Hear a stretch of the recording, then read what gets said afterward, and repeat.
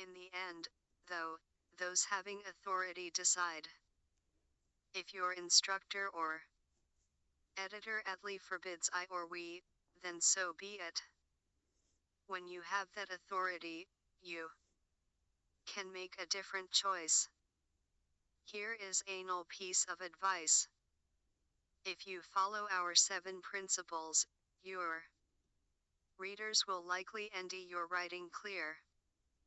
But you can test your writing by having someone read it back to you. If that person stumbles over a passage, you can bet your readers will struggle with it too. 11.2 Diagnose what you read.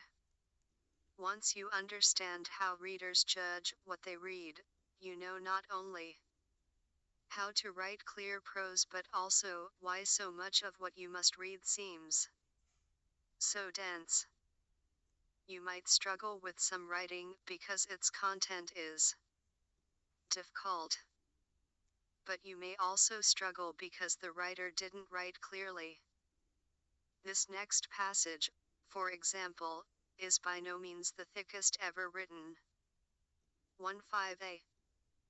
Recognition of the fact that grammars differ from one language to another can serve as the basis for serious consideration of the problems confronting translators of the great works of world literature, originally written in a language other than English. But in half as many words, it means only this.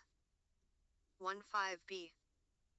Once we recognize that languages have different grammars, we can consider the problems of those who translate great works of literature into English.